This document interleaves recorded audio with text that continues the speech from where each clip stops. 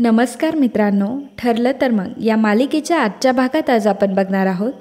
कल्पना पूर्णाजीला म्हणत असते की पूर्णाई आता तन्वीच्या लग्नाची जबाबदारी आपली. आता मी आजपासूनच मुलं बघायला सुरुवात करते. एकदा की आपल्या मनासारखं स्थळ मिळालं ना, आपण रविराज भाऊजींना सांगूयात, त्यांनाही खूप आनंद होईल आणि मग अर्जुन आणि सायलीला त्यांचाही आशीर्वाद मिळेल. त्या दोघांचं लग्न आपल्यासमोर झालं नाही याचं मला खूप वाईट वाटत होतं. पण आता आपण आपल्या सगळ्या नातेवाईकांना बोलवून त्यांचं लग्न अगदी धूमधडाक्यात करूयात. पूर्णाजी म्हणते की अगं तू तर उद्याच लग्न लावायला निघाली असाच उत्साह दाखवतीयस. कल्पना म्हणते की पूर्णाई उद्याच नाही पण लवकरात लवकर त्यांचं लग्न होईल आणि तन्वीला काय कोणीही हसत हसत पसंत करेल. तर इकडे सायली आणि अर्जुनला मात्र फार टेन्शन आलेलं असतं. पूर्णाई प्रतिमा आल्यावर प्रतिमाला काय वाटेल याचा विचार तुम्ही नका करू. अर्जुनचं तन्वीवर नाही तर सायलीवर खूप प्रेम आहे. त्यामुळे तन्वी अर्जुनशी लग्न करून सुखी झाली नसती हे कळेल प्रतिमाला. कल्पना पुन्हा एकदा पूर्णाईला मिठी मारते आणि म्हणते की आता तुम्ही अजिबात काळजी करू नका, सगळं काही तुमच्या मनासारखंच होणार आहे. तर इकडे अर्जुन आणि सायलीला मात्र फार टेन्शन आलेलं असतं. माफ करा मित्रांनो, पण जर तुम्ही चॅनलवर नवीन असाल किंवा अजूनही चॅनलला जर सबस्क्राईब केलं नसेल तर प्लीज सबस्क्राईब करा आणि बेल आयकॉनवरही क्लिक करा. स्टार प्रवाहावरील सर्व मालिका तुम्हाला आमच्या चॅनलवर बघायला मिळतील. धन्यवाद. दोघंही रूममध्ये येतात तेव्हा अर्जुन म्हणतो की मला इतक्या दिवसांपासून एक्झॅक्टली हीच भीती वाटत होती आणि म्हणूनच मी तुम्हाला हे सांगत होतो की जास्त चांगलं वागायला जाऊ नका. बघितलं ना काय झालं आता, पूर्ण आजी सगळ्यांसमोर आपलं लग्न लावून द्यायला निघाली आहे. सायली म्हणते की अहो सर, मलाही कळत नाहीये की हे सगळं कसं काय झालं. अर्जुन म्हणतो की हे सर्व फक्त तुमच्यामुळे झाले. काय गरज होती तुम्हाला पूर्णाजीची एकदम परफेक्ट सून बनायची. अस्मिताला प्रोटेक्ट काय करताय, रविराजला घरी घेऊन काय येताय, प्रतिमाचे फोटो लावताय, पोहे करताय, गुलाबजाम स्वतःच्या हाताने करून खाऊ घालताय. झाली ना आता पूर्णाजी इम्प्रेस. आता जर तिने आपलं लग्न लावून दिलं तर किती महागात पडणार आहे आपल्याला. सायली अर्जुनला म्हणते की सर, तुम्ही एक गोष्ट विसरताय. आपलं नातं जरी खोटं असेल ना तर आपलं अगोदर लग्न झालंय आणि तेही खरं खुरं. अर्जुन म्हणतो की ते फक्त टेक्निकल होतं मिसेस सायली, आणि 1 वर्षानंतर आपण डिवोर्स घेणार आहोत हे ठरलंय ना आपलं. पण जोपर्यंत पूर्णाजी तुम्हाला हेट करेल तोपर्यंतच आपला डिवोर्स शक्य आहे. पण जर पूर्णाजीने तिच्यासमोर आपलं लग्न लावून दिलं तर ती आपल्याला डिवोर्स घेऊन देईल असं वाटतं तुम्हाला. आणि मॉमसोबत तुमचं जे बॉन्डिंग झालंय त्याचंसुद्धा मला खूप टेन्शन आलं होतं. आता 1 वर्षानंतर तुम्ही निघून गेल्यावर मॉम किती हर्ट होणार आहे. पण आता काय, पूर्णाजी तर काय तुम्हाला जाऊच देणार नाही. मी तुमच्या प्रेमात पडलोय असं जर फॅमिलीला वाटतंय तर ठीक आहे, परंतु आता माझी सगळी फॅमिली तुमच्या प्रेमात पडली ना तर मग खूप वाईट आहे. आता हे सर्व कसं मॅनेज करायचं आपण. आपल्याला पुन्हा लग्न करायचं हा प्रॉब्लेम नाहीच आहे, परंतु लग्न झाल्यानंतर पूर्णाजी या घराचा आणि सगळ्या गोष्टींचा पूर्ण कंट्रोल देईल तुम्हाला, आणि मग आपला डिवोर्स हा शब्द तर ती ऐकूनच घेणार नाही. सायली म्हणते की सर, हे सगळं मला मान्य आहे पण आता काय करायचं.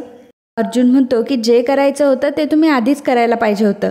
तुम्ही एक वाईट इरिस्पॉन्सिबल सून असं म्हणून वागायला हवं होतं. अस्मिताई, जगातली वर्स्ट सून कशी असते हे तुम्ही तिच्याकडनं शिकायला हवं होतं. पण नाही, तुम्हाला सगळ्यांना हेल्प करायला पुढं पुढं धावायचं असतं. सायली म्हणते की सर, मी काय हे सगळं ठरवून वागली नाही आहे. अर्जुन म्हणतो की अहो पण त्याचा रिस्पॉन्स बघताय ना तुम्ही. आता जर पूर्णाजीने तुम्हाला एक्सेप्ट केलं तर काय करायचं आपण पुढे. मधुभाऊ सुटल्यावर आपण डिवोर्स कसा घ्यायचा.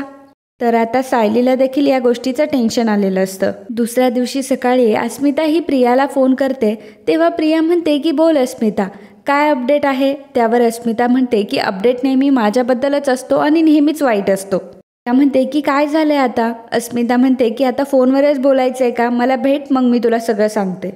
प्रिया म्हणते की अगं हो, पण नक्की काय झालंय तर ते तर सांग, मला खूप भीती वाटते अगं. पूर्णाजी काय अजून भडकली आहे का, तिने मारलं का तुला. त्यावर अस्मिता म्हणते की आता एकदा मारलं ते काही कमी होतं का. तन्वी, आता यावर आपल्याला लवकरात लवकर ॲक्शन घेणं खूप गरजेचं आहे. माझ्या घरातली सिच्युएशन आता फक्त माझ्याच नाही तर तुझ्या हातून सुद्धा निसटून चालली आहे. घरात आता उलटे वारे व्हायला लागलेत. प्रिया म्हणते की म्हणजे. त्यावर अस्मिता म्हणते की आता सगळं फोनवर बोलायचं आहे का, तू मला लवकरात लवकर भेट, मी तुला सगळं सांगते.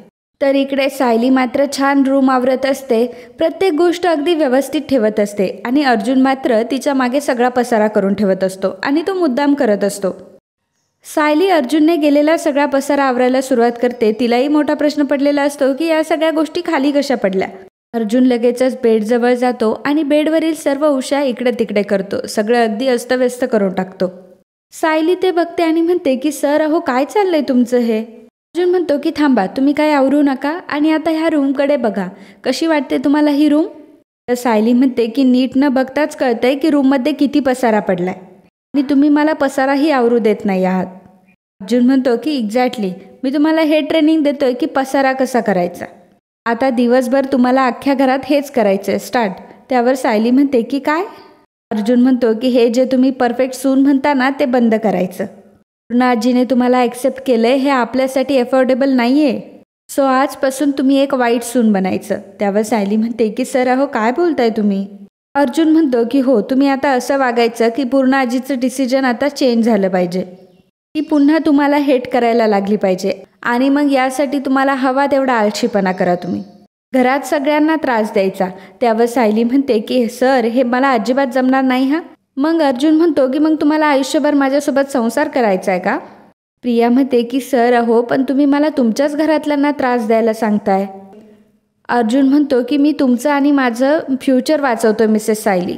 आज जर तुम्ही स्पेशली पूर्ण आजीच्या मनातून उतरला नाही तर काय होईल माहिती आहे ना तुम्हाला. आपलं कॉन्ट्रॅक्ट फाडून फेकून द्यावं लागेल आणि मग आयुष्यभर आपल्याला नवरा बायको म्हणूनच राहावं लागेल. हे चालेल का तुम्हाला. सायली म्हणते की नाही हा, मी आयुष्यभर आश्रमात राहू शकेल आणि मुलांसोबत वेळ घालवू शकेल यासाठीच तर चाललंय ना हे सगळं. अर्जुन म्हणतो की एक्झॅक्टली, मग आजपासून नाही आत्तापासून स्टार्ट करा तुमचं मिशन वाईट सून. तर सायली म्हणते की वाईट सून म्हणजे नक्की काय करायचं मी. अर्जुन म्हणतो की म्हणजे हे बघा, घरातलं एकही काम करू नका आणि जरी केलं तरी ते नीट करू नका. एकदम मस्त बसायचं, आराम करायचं, इन शॉर्ट अस्मिताईसारखं वागायचं. आता तुम्ही एक काम करा, तुम्ही खाली जा, नाश्ता बनवा आणि तो सॉलिड बिघडवून टाका. सायली म्हणते की पण आता ते कसं करायचं. अर्जुन म्हणतो की आता ते मला कसं काय माहिती, मला थोडी येतं कुकिंग, ते तुमचं डिपार्टमेंट आहे. आता तुम्हीच ठरवा काय बिघडवायचं ते. पण नाश्त्याची टेस्ट ही एकदम हॉरिबल असली पाहिजे आणि तो नाश्ता खाऊन पूर्ण आजी अगदी तुमच्यावर चिडली पाहिजे. आणि पॉसिबल असेल तर सगळ्यांशी रूडलीच वागा. काही तुटलं पडलं तर तुम्ही उचलायला जाऊ नका, विमलला ऑर्डर सोडा. म्हणजे पूर्ण आजी तुमच्यावर चिडेल आणि मग तिच्या लक्षात येईल की तुम्ही या घरातील सून होण्याच्या लायक नाही आहात आणि बस आपलं प्रॉब्लेम सॉल्व्ह होईल. तुमची ट्रेनिंगसुद्धा संपली आणि थेरीसुद्धा शिकून झाली आहे, त्यामुळे आता तुम्ही प्रॅक्टिस करायची. जा आता खाली जाऊन तुम्ही नाश्ता बनवा आणि मस्त बिघडवून टाका. सायली म्हणते की सर अहो पण. अर्जुन म्हणतो की आहा आता काहीही बोलायचं नाही, आता मिशन वाईट सून फक्त सक्सेसफुल करून दाखवायचं आणि तुम्ही हे करू शकता. चला चला जा बरं. आणि मग सायली लगेचच तिथून निघून जाते. तर इकडे सर्वजण डायनिंग टेबलला बसलेले असतात. प्रताप म्हणतो की कल्पना, अस्मिता कुठे, जा बरं विमल तिला बोलावून आण. कल्पना म्हणते की थांब जरा, अहो ती बाहेर गेली आहे मगाशीच. अथर्व म्हणतो की बापरे, तिच्या घरी वगैरे गेली की काय. मम्मा माझा तर विश्वासच बसत नाहीये, मला चिमटा काढ बरं पहिला. प्रताप म्हणतो की गप्रे, तिचं काहीतरी काम असेल. प्रताप म्हणतो की अस्मिता काही खाऊन गेली आहे का. त्यावर पूर्ण आजी म्हणते की अस्मिता काही कुकुलं बाळ नाही आहे, तिचं ती बघेल. इकडे सायली आणि अर्जुन आलेले असतात. अर्जुन म्हणतो की बायको आज मला पटापट नाश्ता दे, मला आज लवकर ऑफिसला निघायचंय. आज काय स्पेशल बनवशील माझ्यासाठी. एक काम कर, आज तू मला पोहे दे. कल्पना म्हणते की अरे तुझ्यासाठी सँडविचची मी सगळी तयारी करून ठेवली आहे आणि पोहे तर आपण मागच्या आठवड्यातच केले होते. अर्जुन म्हणतो की मम्मा ॲक्च्युली मला माझ्या बायकोच्या हातचे पोहे खायचे, मस्त बनवते ती. पूर्ण आजी म्हणते की हो, आणि मागच्या वेळी तसेही विमलने केले होते पोहे. सायली आता यावेळी तू कर. आणि मग अर्जुन सायलीला इशारा करून सांगतो की बायको आज मग पूर्ण आजीसाठी स्पेशल पोहे बनव. सायली म्हणते की हो ठीक आहे करते. तर विमल म्हणते की सायलीताई मी पोहे भिजून ठेवते आणि मिरच्या कोथिंबीर वगैरे कापून ठेवते. अर्जुन बळाचाच खोकत असतो आणि सायलीला इशारा करत असतो. तेव्हा सायली विमलला म्हणते की नाही विमलताई, तुम्ही फक्त कांदा चिरा, मी कोथिंबीर आणि मिरच्या चिरते. प्रताप म्हणतो की जे काही करायचं ते लवकर करा, मला निघायचं आहे. तर सायली म्हणते की हो बाबा, तुमची कॉफी पिऊन होईपर्यंत होतील पोहे. सायली किचनमध्ये येते तर अर्जुन मात्र सायलीकडे बघत असतो आणि तिला फक्त इशारे करत असतो. सायली येते आणि कोथिंबीर मिरच्या वगैरे काढते. आधी ती 3 मिरच्या काढते आणि नंतर मग त्याच्या डबल टिबल घेते. सायली मिरच्या कापत असते आणि मात्र अर्जुनकडे फार रागाने बघत असते. कारण तिला तसं करायला अजिबात आवडत नसतं. सायली फोडणी करत असते आणि तेलामध्ये मिरच्या टाकते. तर थोड्याच वेळात खूप ठसका होतो. सर्वजण खोकत असतात. तर प्रताप म्हणतो की काय चाललंय काय आपल्या किचनमध्ये. कल्पना म्हणते की सायली जरा गॅस कमी कर ग. पूर्णाजी म्हणते की अगं सायली ठसका उठलाय ग, जरा गॅस कमी कर.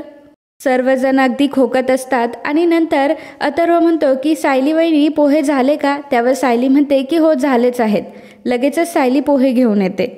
तर अर्जुन मनात म्हणत असतो की आता मिसेस सायलीने काहीतरी मोठी गडबड करून ठेवली आहे पोह्यांमध्ये. आता पूर्णाजी चिडेल आणि मग सगळं नॉर्मलला येईल. सायली पूर्णाजीला पोहे वाढते आणि नंतर अर्जुनला वाढायला येते. अर्जुनला माहीत असतं की पोहे खूप खराब बनलेले आहेत. त्यामुळे अर्जुन म्हणतो की अगं बायको मला कशाला वाढते, पूर्णाजीलाच वाढ. तेव्हा सायली म्हणते की नाही सर तुम्हाला खूप उशीर होतोय ना, घ्या. सायली सर्वांना पोहे वाढते आणि एका जागेवर उभी राहते. आता मात्र सायलीला फार टेन्शन आलेलं असतं. सायली मनात म्हणत असते की इतक्या तिखट पोह्यांचा पूर्णाजीला किती त्रास होईल आणि त्यांची तब्येत बिघडली तर. सर्वजण पोहे खायला लागतात. पूर्णाजी देखील अगदी घास तोंडाजवळ आणते आणि सायली अचानक म्हणते की थांबा पूर्णाजी, काहीही खाऊ नका, एक घाससुद्धा खाऊ नका.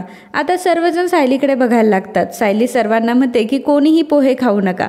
प्रताप म्हणतो की आता पोहे खायला सुद्धा मुहूर्त काढायला लागेल का.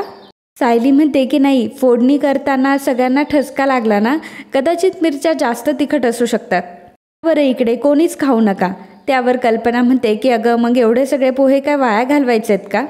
अर्जुन म्हणतो की नो वे, आणि फूड असं वेस्ट करणं तर पूर्णाजीला अजिबात आवडत नाही. सायली म्हणते की वाया घालवतच नाहीये मी, त्यातलं तिखट जरा कमी करून आणते. अर्जुन म्हणतो की पण अगं बघू दे तरी कसं झालंय, पूर्णाजी तू खा बरं. सायली सर्वांच्या प्लेट जमा करून घेते. प्रताप म्हणतो की चला मला उशीर होतोय, मी आता निघतो. सायली म्हणते की बाबा प्लीज 2 मिनिटात परत घेऊन आले. आणि मग सायली पुन्हा जाते आणि पोह्यांमध्ये वाटाणे ॲड करते. त्यामुळे पोह्यांचा तिखटपणा जरा कमी होतो. आणि अर्जुन मात्र सायलीकडे खूप रागाने बघत असतो. तर मित्रांनो आजचा हा भाग इथेच संपतो. पुढील भागात आपल्याला पाहायला मिळणार आहे. तर जेव्हा सर्वजण जेवायला बसलेले असतात तेव्हा अर्जुन मुद्दामच खाली पाणी फेकतो आणि त्यामुळे खाली पाणी सांडल्यामुळे ते अगदी पूर्णाजीच्या जवळ असतं.